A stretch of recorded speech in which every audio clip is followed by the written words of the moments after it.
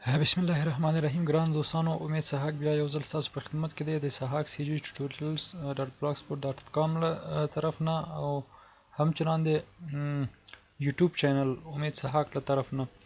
نو ګران دوستانو، منګه مخکې څو برخې درس ولوستلو او په دې برخه کې په تیره برخه کې منګه پاراګراف سره بي آر ټیګ دا منګه مطالعه کوو چې څنګه کولی شو منګه د بي آر په طریقه یو لاین مات کو او څنګه کولی شو چې منګه یو پاراګراف ولیکو او د پاراګراف نه مخکې منګه اچ آر ټیګونه هم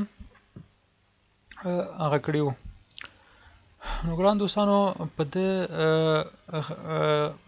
دې برخه کې زه به یو ټیګ د مطالعې لاندې ونیسم چې هغه ټیګ د اچ آر ټیګ چې دی هغه یو سنگل ټیګ دی.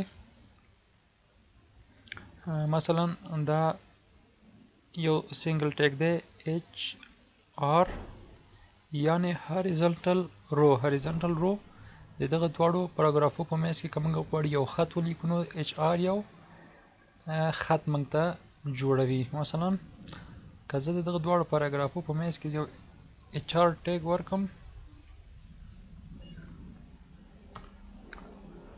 مثلا زه دلته یو اچ آر ټیګ غواړم چې ورکم، نو اچ آر لیکم په دې شکل او کنټرول اس سیف. دا هیڅ هم ونه شو کنه، نو دا خط په دې ځای کې به موږ ته نه هاریزونټل لاین جوړوي. که زه ریفرش کم نو دا وګورئ دا د اچ آر کار دی. ګران دوستانو، دا اچ آر کار دی. نو د اچ آر په طریقه موږ دوه پاراګرافه یا کوم ځای کې غواړو چې داسې لایني، دا هم یو ټیک دی چې ځان سره نوٹ کړئ اچ آر ټیک. او د اچ آر ټیک په خوا کې ګران دوستانو که تاسو دا وګورئ دا هیډر ما لکه ما کو دا خو مخکې درس کې موږ نه جوړ کړی. دا ما داسې وکړه چې موږ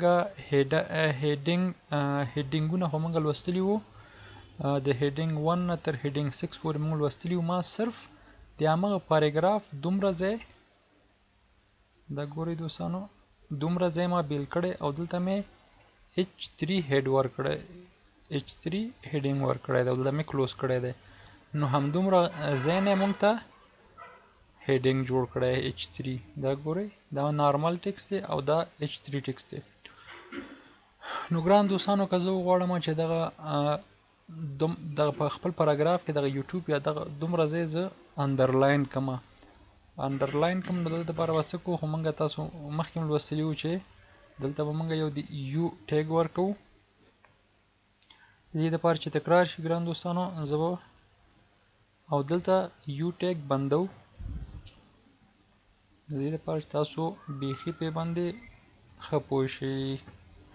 یو ټیګ مې بند کړ نو دې سره به څه کېږي چې زمونږ په ویب پاڼه کې دا که زه ریفرش کړم نو دا یو به انډرلاین شوی. دا ګورئ دوستانو دا انډرلاین شو. نو که ته په دا پاراګراف کې داسې یو ټکی وي چې هغه غواړم چې بولډ وي، د نورو نه لږ ذره سې فوکس د خلکو پې باندې زیات شي، د مثال په توګه پاورفول، دا پاورفول به زه پیدا کوم او دا به لږ ذره د نورو نه قوي کوم. نو هغه دپاره موږ څه کوو چې دلته به راځو او پاورفول خو دا دی، دلته به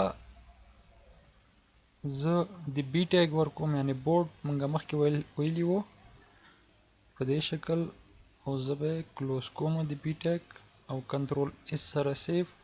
اوس که موږ بیرته لاړ شو نو دا ګوره پاورفول.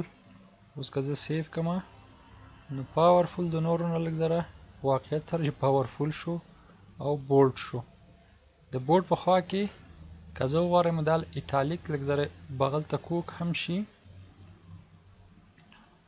نو خوښه دې د باندې او که د دننه د ټیګ نه موږ کولی شو چې بل ټیګ جوړ کړو، دننه به ورته جوړ کړو.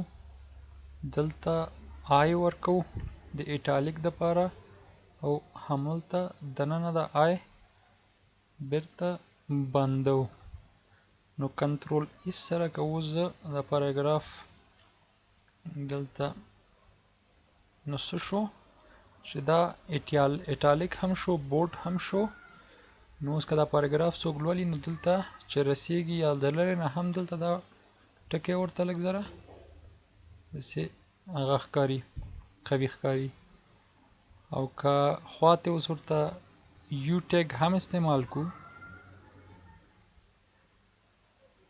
دلته راځم کلوزینګ یو او دلته سټارټینګ یو یا اوپنینګ یو ټیګ په دې شکل کنټرول اس اوس که زه ځم ریفریش کوم نو دا یو لینک یا انډرلاین هم شو